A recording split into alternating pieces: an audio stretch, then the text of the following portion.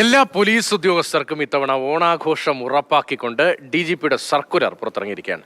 DGPയുടെ പ്രത്യേക ഉത്തരവ് പുറത്തു വരുമ്പോൾ സംസ്ഥാനത്തെ എല്ലാ ഉദ്യോഗസ്ഥർക്കും ആഘോഷത്തിന് അവസരം നൽകണമെന്നതാണ് അതിൻ്റെ ഉള്ളടക്കം. അനന്തകൃഷ്ണൻ ചേരുന്നുണ്ട്.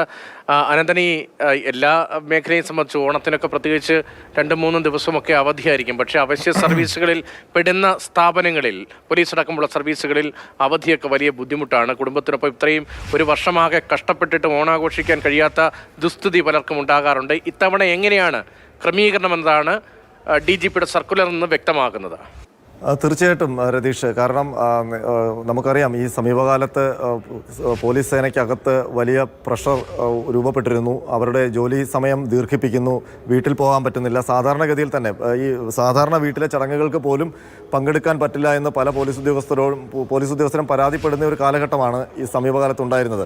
അതിനൊപ്പമാണ് പോലീസ് സേനയെ വലിയ വിവാദത്തിലേക്ക് വലിച്ചിഴയ്ക്കുന്ന രീതിയിലുള്ള സംഭവ വികാസങ്ങൾ അടുത്തിടെ ഉണ്ടായത്. അതോടുകൂടി ഈ ഓണം കുളമായി എന്നാണ് മിക്ക പോലീസ് ഉദ്യോഗസ്ഥരും വിചാരിച്ചിരുന്നത്. പക്ഷേ DGP നേരിട്ടിപ്പോൾ ഉത്തരവ് ഇറക്കിയിരിക്കുന്നു. എല്ലാ പോലീസ് ഉദ്യോഗസ്ഥർക്കും, അതായത് ആ ഉത്തരവിൽ സ്പെസിഫിക്കായിട്ട് പറയുന്നുണ്ട്, എല്ലാ പോലീസ് ഉദ്യോഗസ്ഥർക്കും കുടുംബത്തോടൊപ്പം ഓണം ആഘോഷിക്കാനുള്ള ക്രമീകരണം ചെയ്യണമെന്നാണ്. അവധി കൊടുക്കുക എന്നുള്ളതല്ല, അതിനനുസരിച്ച് ഷിഫ്റ്റ് അറേഞ്ച് ചെയ്യണം എന്നുള്ളതാണ്. അപ്പോൾ അതത് യൂണിറ്റ് ചീഫുമാരും ഓഫീസർമാരും ഇനിയുള്ള ഓണ ദിവസങ്ങളിൽ അങ്ങനെ ക്രമീകരിച്ചുകൊണ്ട് എല്ലാ ഉദ്യോഗസ്ഥർക്കും ഓണാഘോഷം കുടുംബത്തോടൊപ്പം ഉറപ്പാക്കുന്ന രീതിയിലാണ് ഇപ്പോൾ DGP ഉത്തരവ് ഇറക്കിയിരിക്കുന്നത്. അത് പോലീസ് സേനയ്ക്ക് ഉണ്ടാക്കുന്ന ആശ്വാസം ചില്ലറയൊന്നുമല്ല ഈ ഘട്ടത്തിൽ.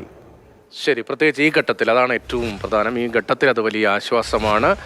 DGP ഷെയ്ഖ് ദർവേസ് സാഹിബാണ് മനുഷ്യത്വപരമായ സമീപനം ഓണാവധിയുമായി ബന്ധപ്പെട്ട് ഇപ്പോൾ സർക്കുലറിലൂടെ വ്യക്തമാക്കിയിരിക്കുന്നത്.